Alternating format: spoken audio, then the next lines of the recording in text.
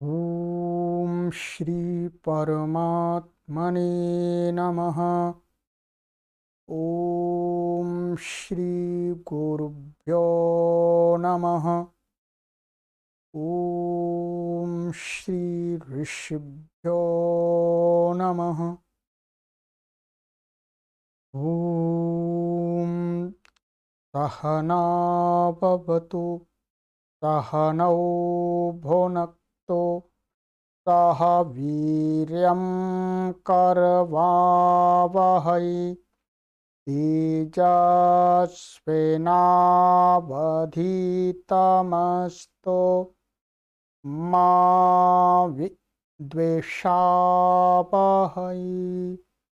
ॐ शान्ति शान्ति शान्ति। सर्वेभ्यो नमः।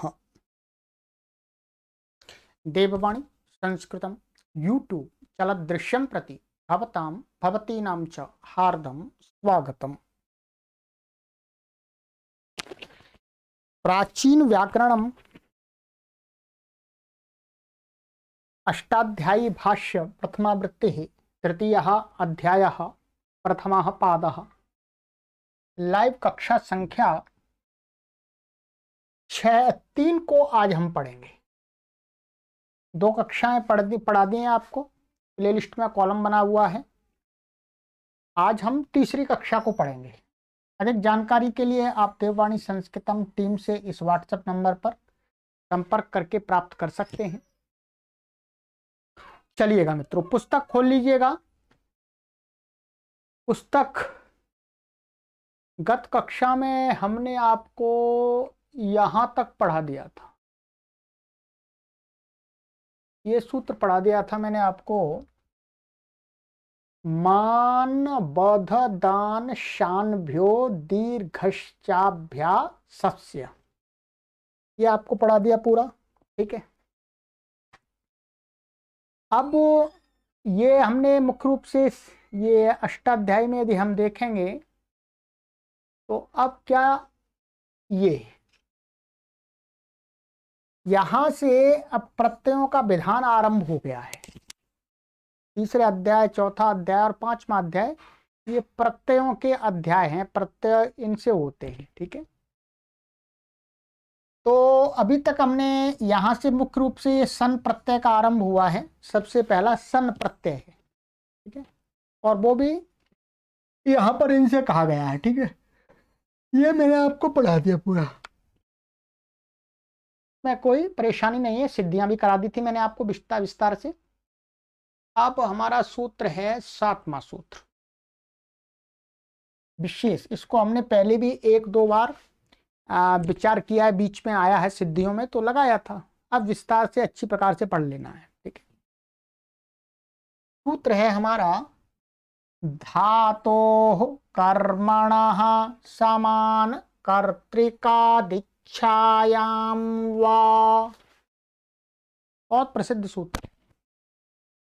चलिएगा, आइएगा पदच्छेद विभक्ति देख लेते हैं।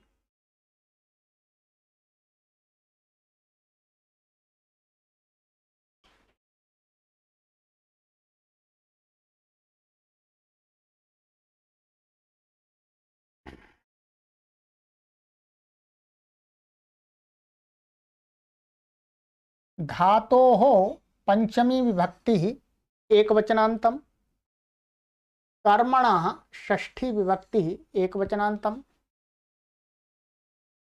समान कर्तृकात् पंचमी विभक्ति एकवचनान्तम, इच्छायां सप्तमी विभक्ति एकवचनान्तम, वा अव्यय पदम।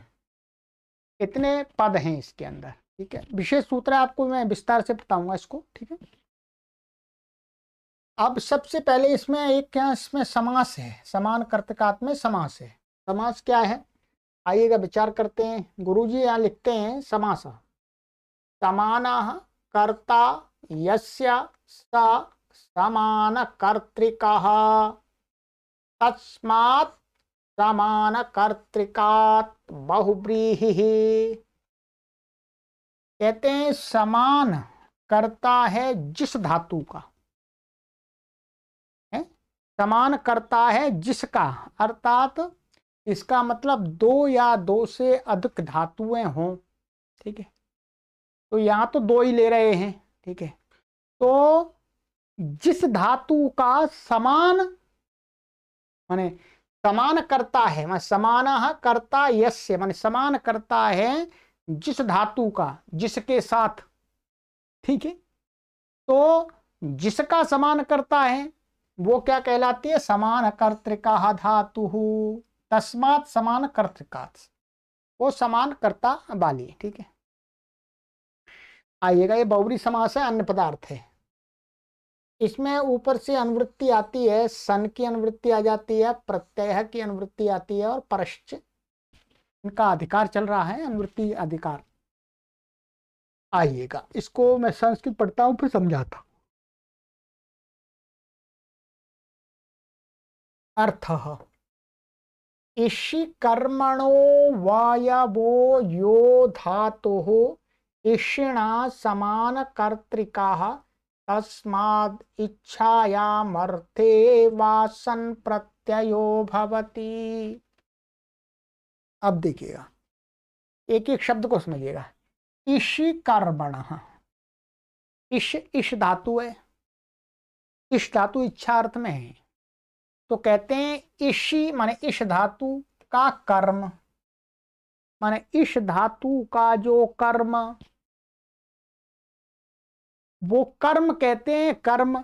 उस इषि धातु का जो कर्म, उस कर्म का जो अवयव यो धातु, माने जो कर्मवाची शब्द है, फिर उसमें उस जो धातु पाठ है, कर्म का कर्मवाची जो शब्द है उसका जो धातु भाग है, माने अवयव में धातु भाग है, उस धातु, वो धातु। ठीक है, और इषिणा समान कर्तृक है, और वो जो धातु है, माने इषि का जो इषु इच्छायाम धातु का जो कर्मवाची शब्द है, उस कर्मवाची शब्द में जो धातु अवयव है, धातु से बना हुआ तो धातु उसका पार्ट हो गया, एक अवयव हो गया, वो धातु क्या है, इषिणा समान कर्तृका। और वो धातु कैसी होनी चाहिए, इषु धातु माने इश धातु के साथ में समान करता, अर्थात इश धातु का और उस अवयव माने इषि का कर्म का जो अवयव धातु है उसका, दोनों धातुओं का एक कर्ता होना चाहिए।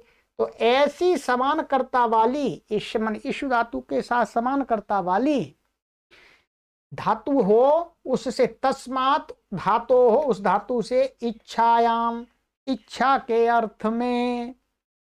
ठीक है, वा सन प्रत्ययो भवति, विकल्प करके सन प्रत्यय होता है, पक्ष में वाक्य रहता है। ठीक है, अब आइएगा, अब देखते हैं, जैसे कर्तुम इच्छति, हम इसको ऐसा बना लेते हैं कि देवदत्ताः देवाः देवाः कर्तुम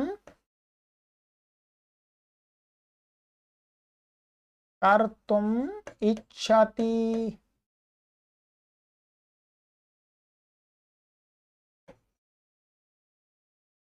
ठीक है, देवाः कर्तुम इच्छति।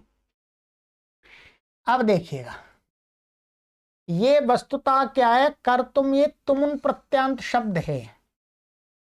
क्या है, तुमुन प्रत्यांत। और जो तुमुन प्रत्यांत शब्द होता है वो हमेशा प्राय करके कर्म होता है, वो कर्म को कहता है तुमुन प्रत्यांत शब्द। क्या है, कर्म को कहता है। तो अब देखिएगा, अब घटाएंगे, इषि कर्मणः माने इश धातु, इश धातु का क्या है, इच्छति है, इश धातु है यहाँ पर। इसका कर्म माने कर्म, जो इस इच्छा धातु का कर्म क्या है यहाँ पर, कर्तुम, ये पूरा क्या है, कर्म है। ठीक है, और कहते हैं इस कर्म का, कर्मणा षष्ठी, कर्म का अवयव यो धातु, इसमें इस कर्तुम जो कर्म है इसका धातु देखेंगे, धातु इसमें इसका अवयव धातु क्या है, क्री, क्योंकि क्री धातु से बना हुआ है। कैसे बना हुआ है, क्री धातु से बना हुआ, क्री धातु इसका अवयव है। ठीक है, धातु अवयव क्या है इसमें, क्री, क्री धातु। इतना हो गया। और ये कहते हैं इषणा समानकर्ता, ये जो धातु है, ये धातु है, ये इस धातु के साथ में समानकर्ता वाली होनी चाहिए, अर्थात इसका कर्ता और इसका कर्ता एक होना चाहिए, दो नहीं होने चाहिए। देखिए अब देवः कर्तुम इच्छति, देव ही देव करने के लिए चाहता है, तो क्री, क्री का कर्ता भी यही है और इच्छति का कर्ता भी यही है, इसलिए क्री धातु क्या हो गई, समानकर्ता वाली हो गई इस धातु के साथ में।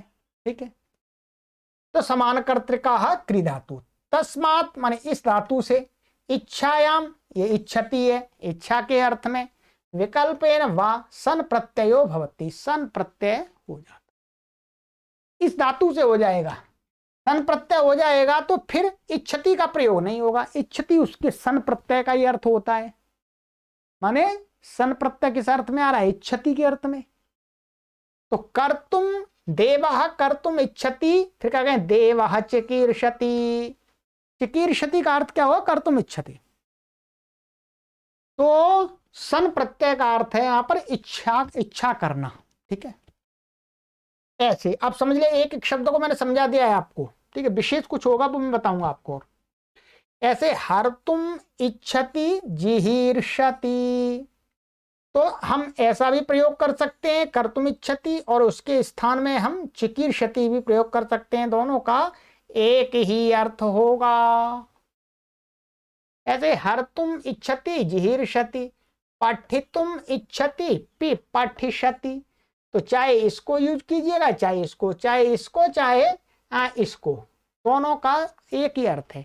ये विग्रह वाक्य रहेगा, यहाँ प्रत्यय हो जाएगा।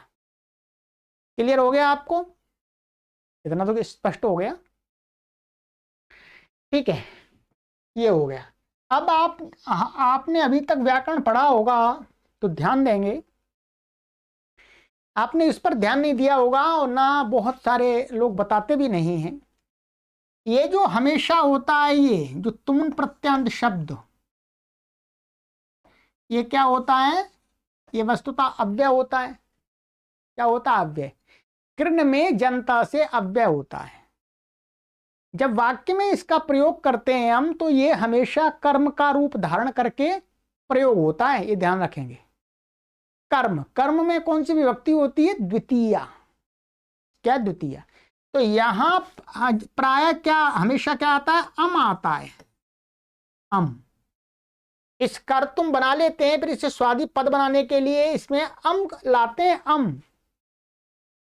फिर इसकी क्या होती है, कृण में जनता से इसकी अव्यय संज्ञा होती है, तो अव्यय दाप सुपा से इसका लुक हो जाता है, अम का लुक होता है।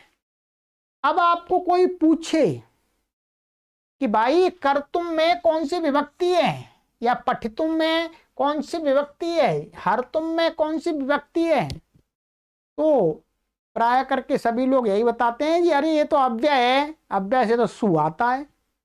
पर नहीं, ये कर्म होता है, इसमें द्वितीय अम आता है। ये प्रथा, ये अव्यय तो है, परंतु इससे यहां पर सु नहीं आया, इससे अम आकर के उसका लुक हुआ है। तो प्रत्यय लोपे प्रत्यय लक्षणम से ये वस्तुतः क्या है, द्वितीय विभक्ति, द्वितीय विभक्त्यंत पद होता है। क्या है, अब आपको कोई पूछे कि तो तुमन प्रत्ययांत जो शब्द होते हैं वो कैसे होते हैं, द्वितीय विभक्त्यंत होते हैं, क्योंकि उनको कर्म के रूप में ही प्रयोग होता है। तो यहां पर कहा इश का कर्म, यहां सब जगह इश का ही कर्म हो रहा है, हर तुम पठितुम सब जगह तुम प्रत्ययांत। ठीक है, तो अब क्या है, कर्म हो गया। तो अब हम एक बार इसकी चिकीर्षति, हमने पहले चिकीर्षति तो नहीं पर चिकीर्ष धातु बनाई थी, ऐसे जिहीर्ष बनाई थी, और पठिष्यति ये सरल है, पहले हम बना चुके हैं। ठीक है, अब आ जाइएगा, पहले सिद्धियों पर थोड़ा कर लेते हैं, फिर इसमें विशेष गुरुजी ने लिखा है उस पर बता देंगे आपको। अब देखिएगा यहां पर ये हमने पीछे पढ़ा था, पीछे आप परिशिष्ट में देख लीजिएगा, ये 57वें सूत्र था, प्रथम अध्याय के प्रथम पाद का 57वां सूत्र था। ठीक है, उस पर हमने चिकीर्षका बनाया था। तो मुख्य रूप से चिकीर्षति, ये तो तिगंत का रूप है, उसमें तिबादी उत्पत्ति हो जाएगी। सनंत धातु हमें मुख्य रूप से बनानी है, ठीक है, तो उतना बना लेते हैं बस। ये है डुक्रिय कर्णे, क्री धातु है, ये हो गया कर्णे, आदरी टोडावाह, ठीक है। हम इसका विग्रह करेंगे, विग्रह क्या होगा, ये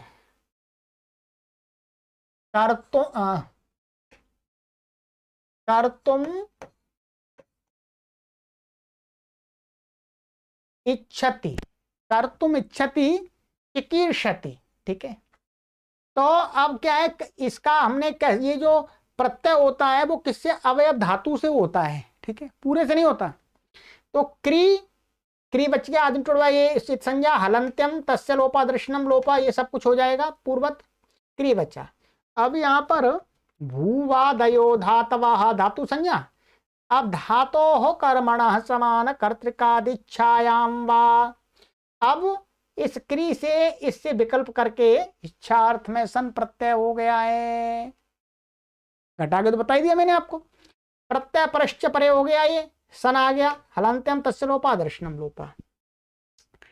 अब देखिएगा धातो हो, ये धातो कह करके यहां पर सन प्रत्यय हो रहा है, इसलिए इसकी क्या हो जाएगी, आर्ध धातुकम शेषः, आर्ध धातुकम शेष से जो आर्ध धातुक संज्ञा होगी वो इस सूत्र से विहित सन की होगी, क्योंकि धातो हो ऐसा कह करके जो प्रत्यय होते हैं वो आर्ध धातुक हो सकते हैं, सार्ध धातुक हो सकते हैं।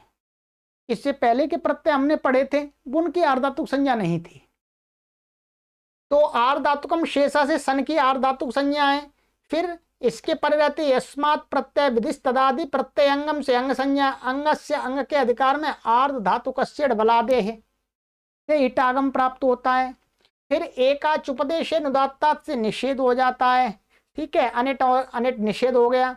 अब यहाँ पर क्या होता है, सार्व धातु कार धातु का जो से गुण प्राप्त होता है सन के पर रहते क्री को, उसका क्या है, इको झल, ये पढ़ लिया हमने 1 2 9।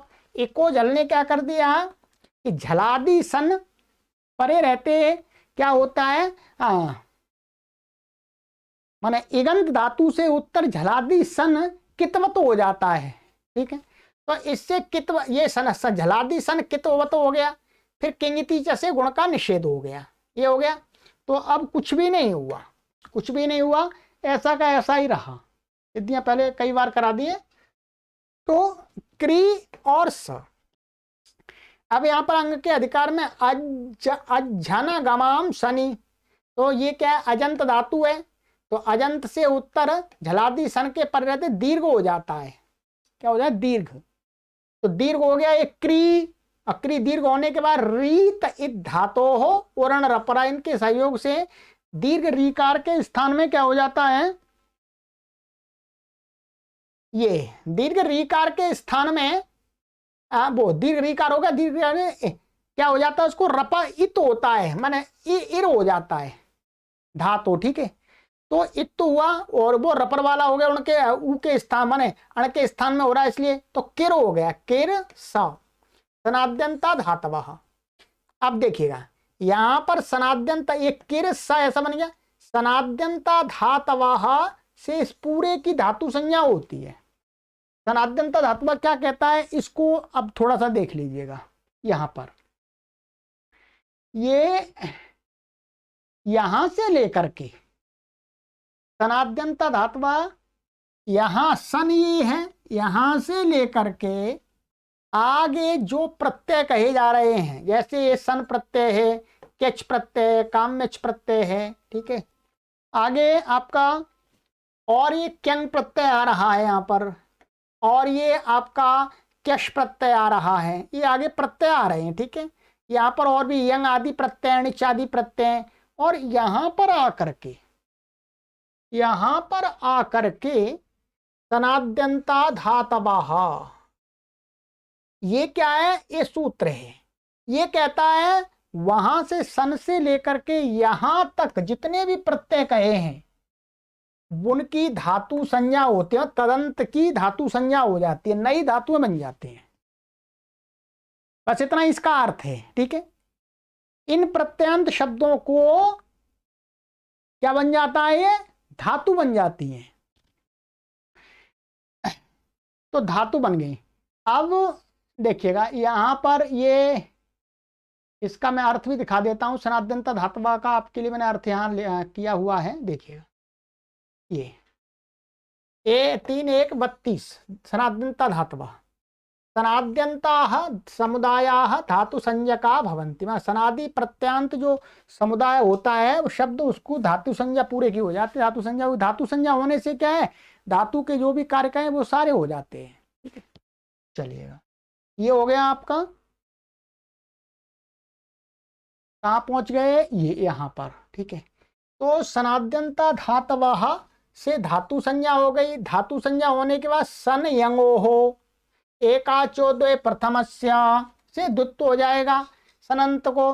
तो किर सा ऐसा होगा। पूर्वोभ्यासः, इसकी अभ्यास संज्ञा हो गई। हलादि ही शेषः, आदि अल शेष हो गया, रस हट गए। तो क्या बचा, की किर सा।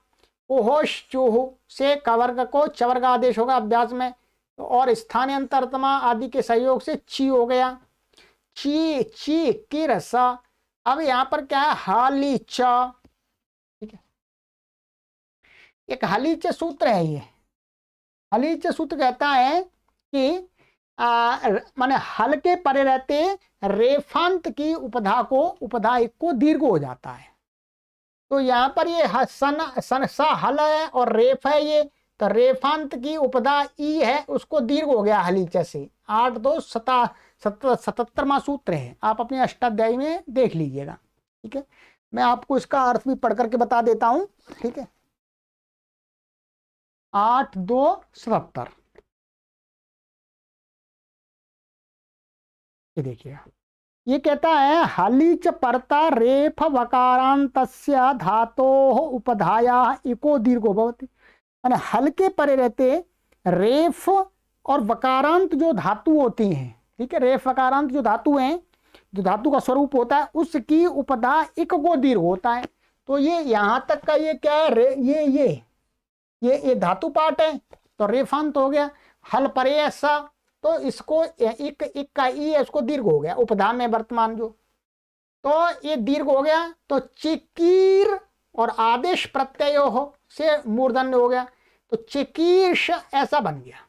ठीक है, बस आगे ये नहीं बनाना हमें यहाँ पर। ठीक है, चिकीर्ष हमारी एक धातु बन गई, सनातनता धातु से इसकी धातु संज्ञा है चिकीर्ष।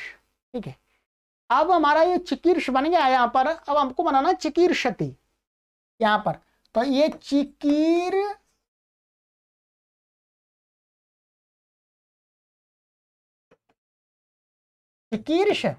अब यहाँ पर तिवादी उत्पत्ति कर देंगे। ठीक है, यहाँ पर क्या है, शेषात कर्तरी परस्मय पदम से परस्मय पद हो जाएगा, तिप आ जाएगा, और कर्तरी शप से शप आ जाएगा, शप का आ बचेगा, अतोगुणे लग जाएगा इसमें। तो मिलकर के क्या बन जाएगा, चिकीर्षति बन गया। चिकीर्षति बन गया। तो चिकीर्षति का अर्थ हो गया करने की इच्छा करना। ठीक है, ऐसे ही बिल्कुल क्या करना है, जिहीर्षति बनाना है आपको। जिहीर्षति भी वही बना करके दिखा दिया है आपको, वही सूत्र पर।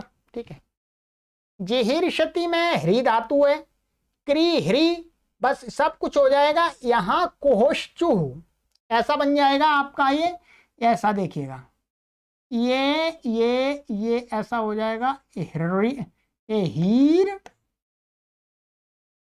हीर और ये आदेश पत्त हिस्सा हो जाएगा, और ये हलंत रहेगा। और आगे यहां पर जो हा अभ्यास में जो हा दिखेगा आपको है, अभ्यास में जो ये आपको दिखेगा हिर, ऐसा हिर माने हिर ऐसा दुत्त होगा। तो पूर्व अभ्यास आदि शेषा से यही यहां पर कोहोश्चु लगाएंगे, कोहोश्चु। तो हकार को क्या होगा, कवर्ग आदेश हो जाएगा, वो चवर्ग। कोहोश्चु माने कवर्ग और हकार को चवर्ग आदेश हो जाएगा। तो यहाँ हकार को जब चवर्ग आदेश होगा, तो चवर्ग का चौथा अक्षर आदेश होता है। हकारेण चतुर्था, ये वर्णोच्चारण शिक्षा का सूत्र है। हकार के स्थान में किसी वर्ग का कोई अक्षर करते हैं तो वो चौथा होता है। तो यहां पर जब कोष्ठु से हा को हम करेंगे तो क्या हो जाएगा, झी हो जाएगा। ध्यान देंगे क्या है, झी। फिर इसको अभ्यासे चर्च, क्या है, अभ्यासे चर्च। अभ्यासे चर्च से क्या हो जाएगा, इसको झ को ज हो जाएगा, झ को ज हो जाएगा, तो जिहीर शति बन जाएगा आपका। ऐसे ही बिल्कुल पठितुम में इच्छति, पठिष्यति, यहां पर ये इट का आगम हो जाएगा, बस आर्ध धातु का सिड बलादे से इट आगम हो जाएगा, बाकी कुछ नहीं है। बाकी अच्छा, बाकी और इसमें यहां पर संयतः, क्या है, संयतः, संयता से अभ्यास में हित तो हो जाएगा, बस इतना ही है, पठिष्यति बन जाएगा आपका। ठीक है, ये आपकी सिद्धियां हैं, सरल सिद्धियां हैं। सिद्धियां करने में कोई कठिनाई आपको नहीं आनी चाहिए, इतना तो आप सीख गए। अब तीसरा अध्याय पढ़ रहे हैं। अब आपको एक कॉपी पर शॉर्टकट में लिख लीजिएगा। ठीक है, तो इसी प्रकार से अब हम इसके दो रूप प्रयोग कर सकते हैं, कर्तुम इच्छति प्रयोग कर सकते हैं और चिकीर्षति। यदि हम सनंत प्रत्यांत शब्द को बनाना जानते हैं तो चिकीर्षति प्रयोग कर सकते हैं आराम से। चलिएगा, ये हो गया। अब यहां पर गुरुजी ने कुछ विशेष लिखा है, उसका समझ लीजिएगा। आपको समझ में आ जाए तो अच्छी बात है, नहीं आए तो कोई बात नहीं है। चलिए आइए, क्या लिखा हुआ है। उदाहरण में कर्तुम इच्छति, कर्तुम है, ये इच्छति क्रिया का कर्म है, ये वस्तुतः क्या है, कर्म। सो क्री धातु से सन प्रत्यय हो गया, माने इस क्रिया का जो कर्म है, कर्म का अवयवभूत क्री धातु, उससे सन प्रत्यय हो गया।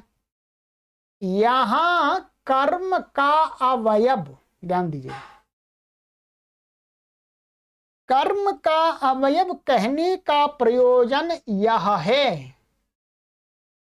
कर्म का अवयव, इस सूत्र में जो अर्थ किया गया है, क्या अर्थ किया गया है, कर्मणा नहीं किया गया है। कर्मणा का अर्थ किया है कर्मणः अवयवो, उस कर्म का अवयव, अवयव माने एक पार्ट जो धातु, धातु रूप है, धातु में धातु का स्वरूप है। ठीक है, उस कर्म में जो धातु स्वरूप है उसको कहा गया है। तो उसका लाभ क्या है, सीधा कर्म से ही कह देते तो धातु से प्रत्यय होता, वो तो धातु का अधिकार चल रहा है यहाँ, तो धातु से ही होता। तो उसका लाभ बता रहे कि यहाँ अवयव पढ़ने का लाभ ये है कि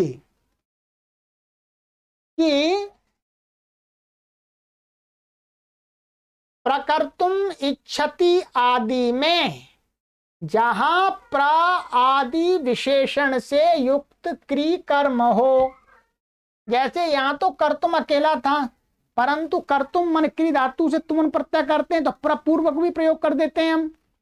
तो ये क्या है, प्रकर्तुम इच्छति, यहां पर इच्छति धातु का कर्म क्या है, प्रकर्तुम। ठीक है, प्रादि विशेषण से युक्त क्री कर्म हो, या प्रादि प्र से विशेषण युक्त है ये कर्म, वहां कर्म के अवयव, इस कर्म के अवयव क्री धातु से सन प्रत्यय हो। अब अवयव कह दिया तो उसका अवयव जो धातु क्री है उससे ही होगा। सोपसर्ग ना हो, यदि अवयव ना कहते तो क्या है, जो कर्म या प्रपूर्वक क्री से सन प्रत्यय होने लगता, और सन प्रत्यय प्रपूर्वक क्री से होने लगता तो प्रक्रिसा इतने पूरे की क्या हो जाती, धातु संज्ञा होती, तो उसमें द्वित्व आदि करते तो गलत हो जाता रूप। कर्तुम तथा इच्छति क्रिया का कर्ता एक ही देवदत्त है, देवदत्त या कोई भी है, इसलिए क्री धातु समान कर्तृक भी है। वा कहने से पक्ष में कर्तुम इच्छति ऐसा वाक्य भी प्रयोग में आता है। ऐसे ही अन्य उदाहरणों में भी समझ लेना चाहिए।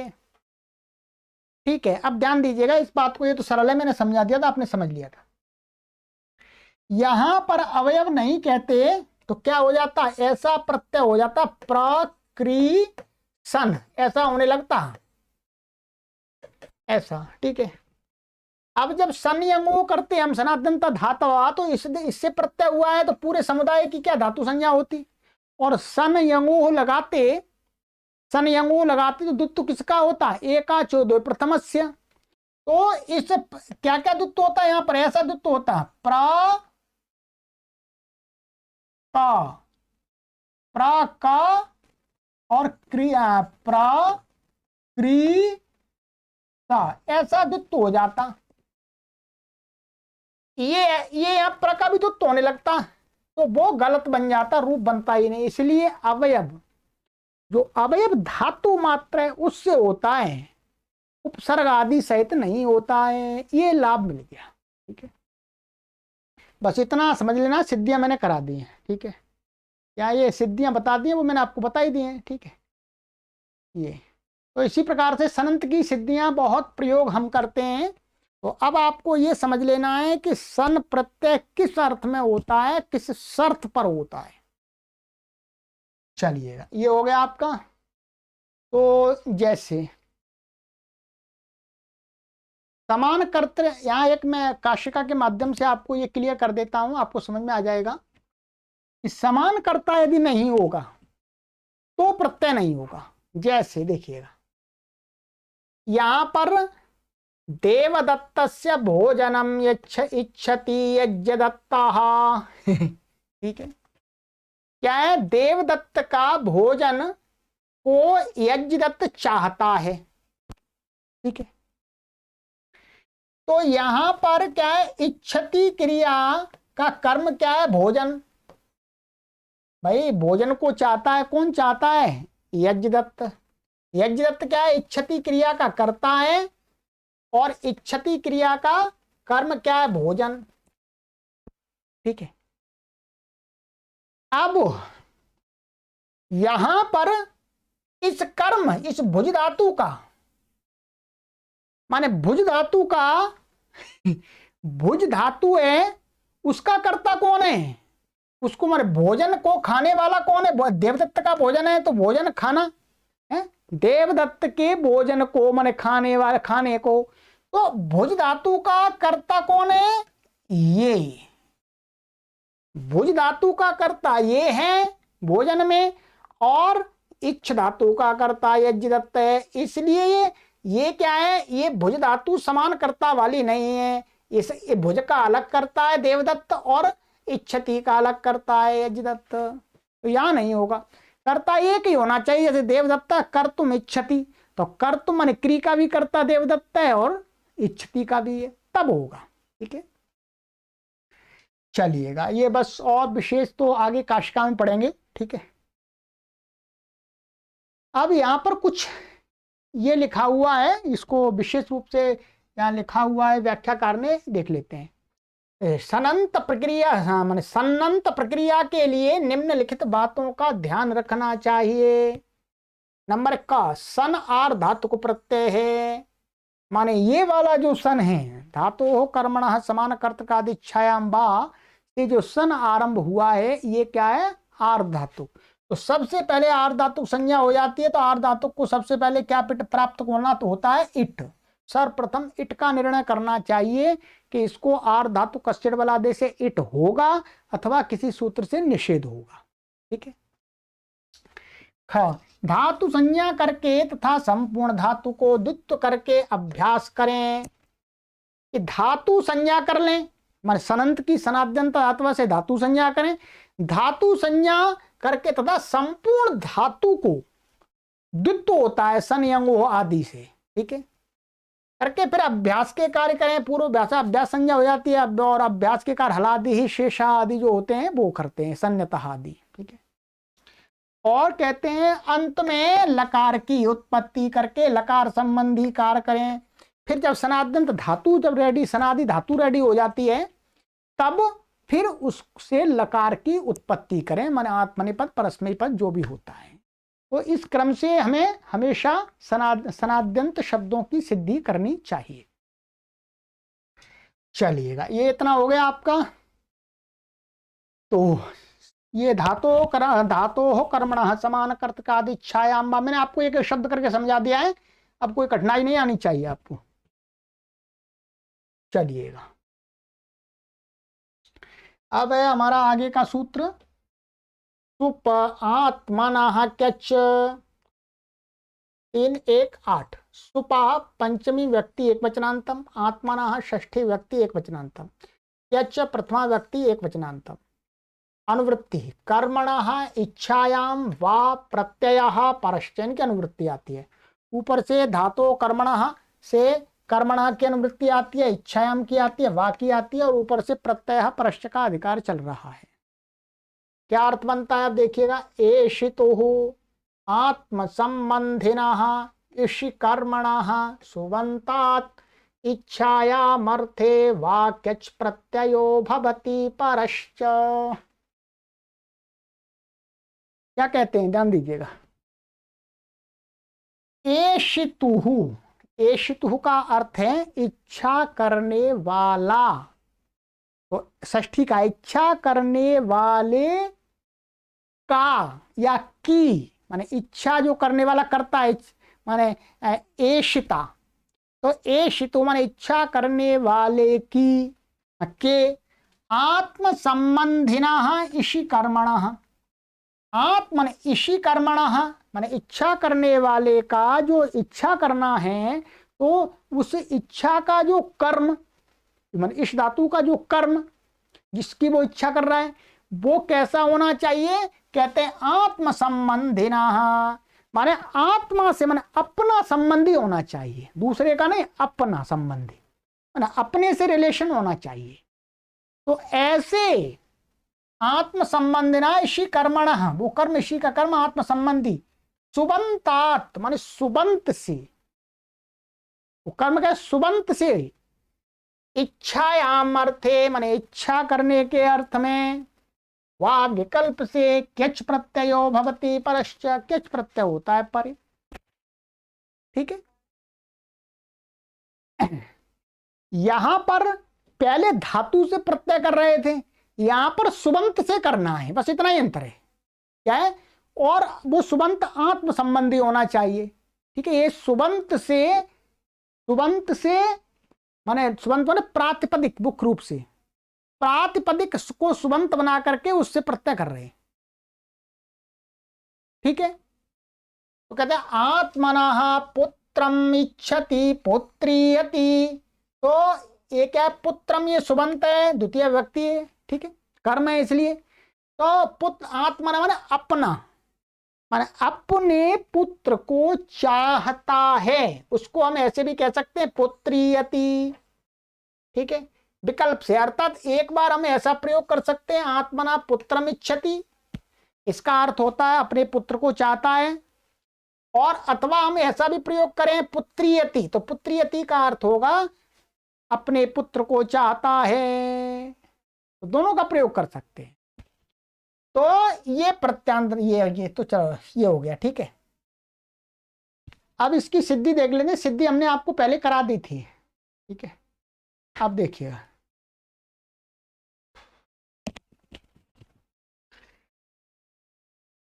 सुपो धातु प्रातिपदिक उपाय, पुत्रीयति आत्मना पुत्रम इच्छति, अपने पुत्र को चाहता है। अब क्या कर्म है, पुत्र अम अलौकिक विग्रह, ठीक है, पुत्र अम सुप आत्मना क्यच माने सुबंत है, और ये कर्म है, इस धातु का कर्म है, ठीक है। तो उसे सुबंत से क्या हो जाएगा, किच प्रत्यय हो जाता है विकल्प करके, प्रत्यय परश्च परे हो गया, तो पुत्र और अम क्यच। अब सनाद्यंत धातुवा से धातु संज्ञा हो गई, धातु संज्ञा सुपो धातु प्रातिपदिकयो हो, ये लग गया, सुपो धातु प्रातिपदिकयो से क्या है, इस पूरे की धातु के अवयव सुप का लुक हो गया। अब देखिए, हलंत्यम तस्लोपा दर्शनम लोपा, और का लशक उतादिते का की संज्ञा तस्लोपा दर्शनम लोपा, क्या बच गया हमारा, पुत्र और या, ऐसा बच गया। ये क्या बचा, पुत्र या, ठीक है, उसका लुक हो गया है, प्रत्यय से लुक लोपा से उसकी आदर्शन हो गया। अब यहां पर क्या है, इसके परे रहते या किच क्या है, यस्मात् प्रत्यय विधिस्तदादि प्रत्यंगम से पूर्व की अंग संज्ञा है इस पुत्र की। तो यहाँ पर कैचीचा एक 7वें अध्याय के 4थे पाद का 33वां सूत्र है, कैचीचा माने किच प्रत्यय के परे रहते हैं पूर्व अंग को दीर्घ हो जाता है। हाँ, वो ईकार आदेश हो जाता है, दीर्घ नहीं ईकार आदेश। तो ईत तो हो गया अलोअंत से, तो पुत्री या ऐसा बन गया। अब पुत्री एक सनाद्यंत धातुआ से नई धातु बन गया, पुत्र प्रातिपदिक से कैच प्रत्यय ला करके अब धातु बन गई है सनाद्यंत धातुआ।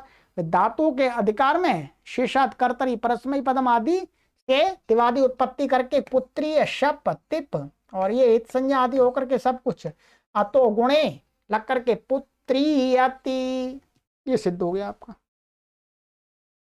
ठीक है, ये पुत्रियति बन गया, इसमें कुछ विशेष नहीं है। सुपात्मना कैच। चलिएगा, ये हो गया। इसके आगे सूत्र है काम्यच। काम्यच प्रथमा व्यक्ति एक वचनांतम च अव्यपदम अनुवृत्ति। सुपाह आत्मना कर्मणा इच्छायाम वा प्रत्यय परश्च। ठीक है, इनकी अनुवृत्ति आ रही ऊपर से। अर्थ आत्म संबंधिना सुबंतात कर्मणा इच्छायाम अर्थे वा काम्यच प्रत्ययो भवति परश्च। जो ऊपर वाला था बिल्कुल वही अर्थ है, बस वो कैच कर रहा था, ये काम्यच कर रहा है विकल्प से, तो काम्यच भी हो जाता है, कैच भी हो जाता है, काम्यच भी हो जाता है और विग्रह वाक्य भी रहता है, ऐसा कह सकते हैं। तो उदाहरण आत्मना पुत्रम इच्छति पुत्र काम्यति, माने आत्मना वस्त्रम इच्छति वस्त्र काम्यति। तो चाहे ये प्रयोग कर दीजिएगा चाहे ये कर दीजिएगा, दोनों का एक ही अर्थ होता है, इसमें कुछ भी नया नहीं है। यहां पर क्या हो जाएगा, ये पुत्र शब्द है, ये पुत्र हो गया, हो गया, और इस सूत्र से विकल्प से क्या हो गया आपका काम्यच प्रत्यय है। ठीक है, काम्यच, और ये सनाद्यंत धातुवा से धातु संज्ञा हो जाएगी इसकी, और सुपो धातु प्रातिपदिक से लुक हो जाएगा। तो और हलंत्यम तस्य लोपा दर्शनम लोपा, तो पुत्र काम्य क्या बन गया, पुत्र काम्य ऐसा बन जाएगी धातु, पुत्र काम्य धातु बन गई। और शप तिप आ गया, तो ये शप और तिप आ गया, इत संज्ञा तो गुणे लगा करके, तो पुत्र काम्य और का पुत्र काम्यति बन जाएगा आपका। ऐसे ही वस्त्र और काम्यच, तो वस्त्र काम्यति बन जाएगा सूत्रवादी उत्पत्ति करके, बस। ठीक है, तो ये भी ऐसा ही है। चलिएगा, अब है हमारा सूत्र संख्या 10। उपमानादाचारे, उपमानात् पंचमी व्यक्ति एक वचनांतम, आचारे सप्तमी व्यक्ति एक वचनांतम अनुवृत्ति। सुपाह क्यच कर्मणः वा प्रत्ययः परश्च। ठीक है, अर्थः उपमानवाचिनः सुबन्तात् कर्मणा आचार्यर्थे वा क्यच प्रत्ययः परश्च भवति। कहते हैं उपमानवाची मान उपमानवाची होना चाहिए, जिस शब्द के द्वारा उपमा दी जा रही हो। तो उपमानवाची सुबंत, और वो इसमें इशादी की अनुवृत्ति नहीं है, इशादी की अनुवृत्ति नहीं है, माने उपमानवाची कोई सुबंत है और वो क्या है कर्मण, वो कर्म है, वो क्या है कर्म। आचार्य अर्थे माने आचरण अर्थ में विकल्प से किच प्रत्यय होता है परश्च। ठीक है, जैसे पुत्रम इव आचरति अध्यापकः शिष्यं पुत्रीयति। यहां पर क्या पुत्र के समान अध्यापक आचरण करता है, किसको, शिष्य को। तो पुत्र क्या है, उपमानवाची है यहां पर है? शिष्य को किसकी उपमा दी जा रही है, पुत्र के समान, पुत्र से। तो पुत्रम ये क्या है कर्म है, आचरति मन आचरण अर्थ में, तो इस शिष्य को कहने के लिए पुत्रीयति, तो यहां पर किच प्रत्यय हो गया। क्या है ये आपका किच प्रत्यय हो गया। ऐसे तो पुत्रीयति शिष्यम, चाहे आप ऐसा कहिएगा पुत्रम एवं आचरति अध्यापक शिष्यम, अथवा ऐसा कह दीजिएगा पुत्रीयति शिष्यम, दोनों का अर्थ एक ही है।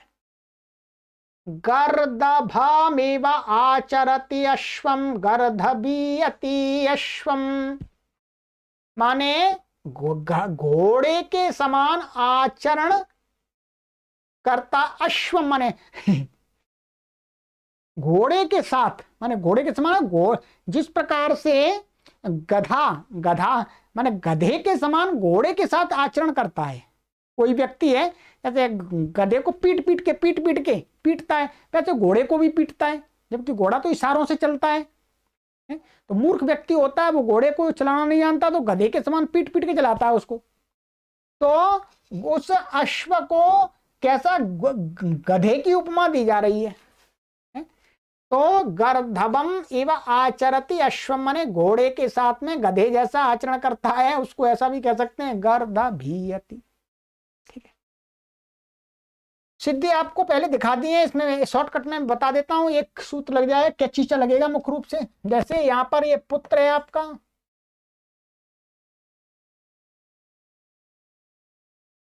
ये लिखा हुआ है यहां पर,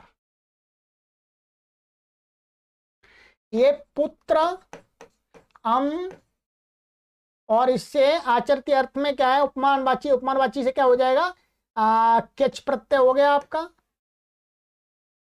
ये संज्ञा हो जाएगी, और इसका श्राद्धंत धातवा और सुपो धातु प्रातिपदिक लुक हो गया, तो क्या बना पुत्र, ऐसा बना पुत्र, और यह कैचीचा से ईत तो हो गया, अभी बताया कैचीचा 7वें अध्याय के 4थे पाद का, पुत्री और शप तिप आकर के यहाँ पर तुबादी उत्पत्ति के पुत्र तिप आ गया, तो पुत्रियति बन गया ये। ऐसे ही गर्दभीयति, गर्दभ अम और कैच हो जाएगा, और पूर्व लुक आदि होकर के गर्दभीयति, सरल है। ठीक है, चलिएगा, तो ये उपमानद आचार्य हो गया। अब है हमारा सूत्र संख्या 3 1 11, ये 10 हो गया था, 11। कर्तुः क्यं सलोपश्च,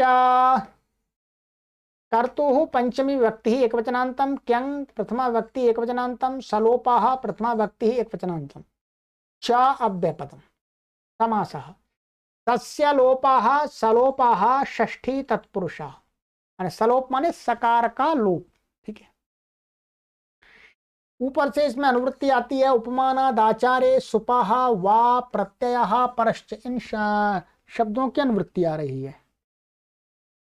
अर्थः उपमानवाचिनः कर्तुः सुबन्ताद् आचार्यर्थे वाक्यं प्रत्ययः परश्च भवति, तत्र च सकारान्तो यः शब्दः शब्दस्तस्य सकारस्य बालोपो भवति। इसको समझ लीजिएगा, उपमानवाची कोई शब्द, परंतु वो कैसा होना चाहिए उपमानवाची। पहले उपमानवाची था कर्म, अब इस सूत्र में क्या है उपमानवाची कर्ता, माने उपमानवाची शब्द कैसा होना चाहिए, कर्ता बनना चाहिए वाक्य में। वो कर्तु कर्ता का, सुबंता माने कर्तु माने कर्ता, सुबंत से आचार्य अर्थ में, आचरण अर्थ में विकल्प से किच प्रत्यय क्यंग प्रत्यय होता है। ठीक है, क्यंग है, क्यंग प्रत्यय होता है। तत्र च और यदि, ये ऑप्शनल है, कहते हैं यदि जो उपमानवाची कर्ता को कहने वाला जो शब्द है, यदि वो सकारांतः, यदि सकारांत है तो उस सकार का विकल्प से लोप हो जाता है। सकारांत होना जरूरी नहीं है, जो भी हो सकता है, सकारांत भी हो सकता है, असकारांत भी हो सकता है, परंतु यदि सकारांत शब्द है कोई तो उस सकार प्रत्यय भी होता है और सकार का विकल्प से लोप हो जाता है। तो अर्थात एक सकारांत का रूप बन जाएगा, सकार सहित का प्रत्यय आकर के एक सकार रहित का बनेगा। आइएगा उदाहरण देखिएगा। उदाहरण, शेनैव आचरति काकः शेनायते। माने शेन माने बाज के समान, बाज के समान आचरण करता है कौआ। तो कैसे कहेंगे? शेनायते काकः। भाई शेनायते काका माने ये कौआ तो बाज के समान से आचरण कर रहा है, झपट्टा मार रहा है, पक्षियों को मार रहा है, तो ये शेनायते बन गया। तो ये देखिए करता है यहां पर, पंडिता इवाचरते मूर्खः पंडितायते। पंडित माने विद्वान के समान कोई मूर्ख व्यक्ति आचरण कर रहा है, अर्थात विद्वान व्यक्ति अच्छे कपड़े धारण करते हैं, कुर्ता धोती पहनते हैं, टीका लगा तिलक लगाते हैं ठीक है, और दुपट्टा डालते हैं। वैसे कोई मूर्ख व्यक्ति है, उसको आता जाता कुछ भी नहीं है, परंतु पंडित के समान धोती कुर्ता लटकाता है और टीका लगाता है और भी दिखाता है, हाथ में पोथी पकड़ लेता है, पोथी आती नहीं है तो उस मूर्ख व्यक्ति का उस व्यवहार को क्या बोलेंगे? ये मूर्खा पंडितायते, माने ये मूर्ख पंडित के समान आचरण कर रहा है। तो यहाँ पंडिते प्रथमांत करता।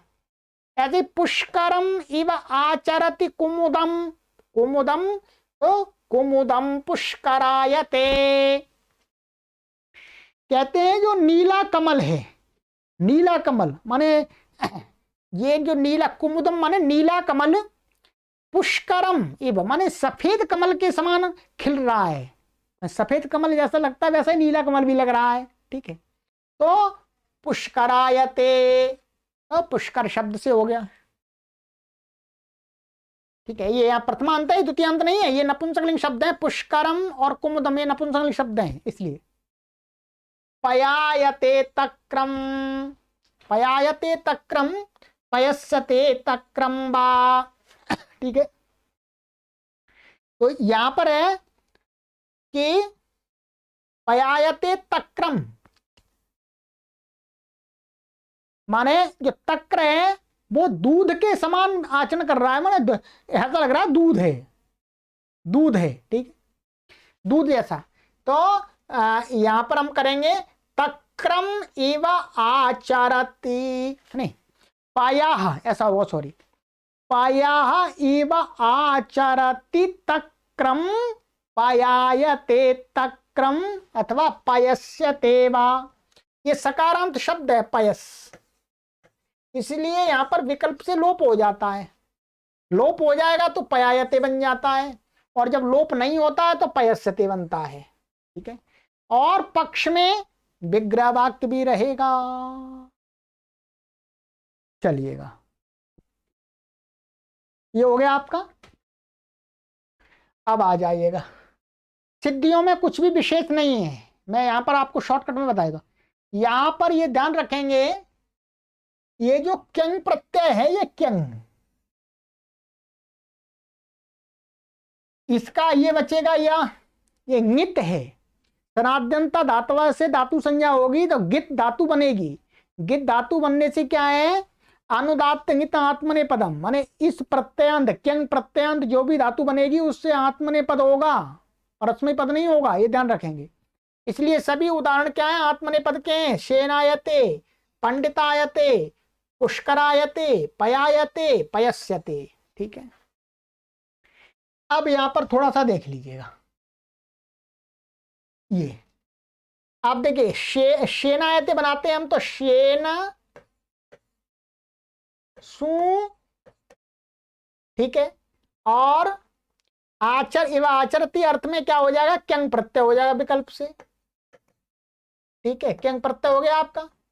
ये और इस सुनादनता धातु धातु संज्ञा हो गई, सुपो धातु प्रातिपदिक लुक हो गया।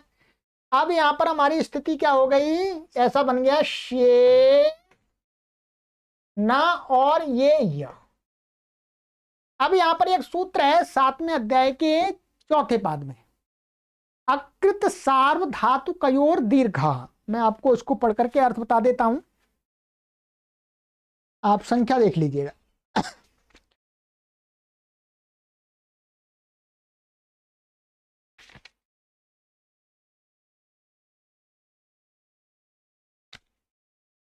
सूत्र संख्या है 7 4 25, लिख लीजिएगा 7 4 25, 25वां सूत्र है ये 25। अकृत सार्वधातुकयोर दीर्घा, ये कहता है कि अकृत यकारे असार्वधातुक यकारे च किंगिति परतः अजन्तस्य अंगस्य दीर्घो भवति। माने कृत प्रत्यय नहीं होना चाहिए, अकृत होना चाहिए, असार्वधातुक और सार्वधातुक नहीं होना चाहिए।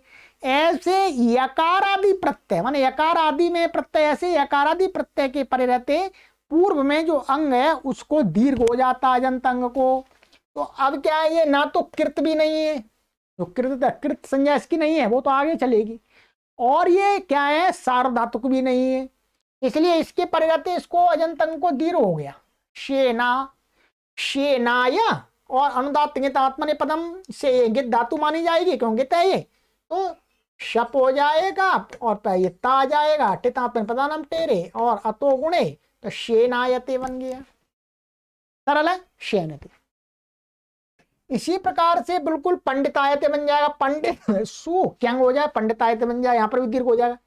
ऐसे ही पुष्करायते बन जाएगा, ठीक है, पुष्कर सु, ठीक है, पुष्कर सु आ जाएगा, पुष्कर।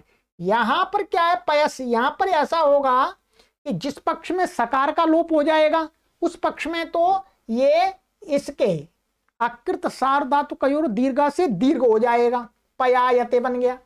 और जिस पक्ष में सकार का लोप नहीं होगा वहां पर अजंत नहीं मिलेगा, यहां अजंत नहीं मिलेगा तो यहां दीर्घ नहीं होगा, तो पयस्यते बनेगा यहां पर। बस इतना ही है, ठीक है।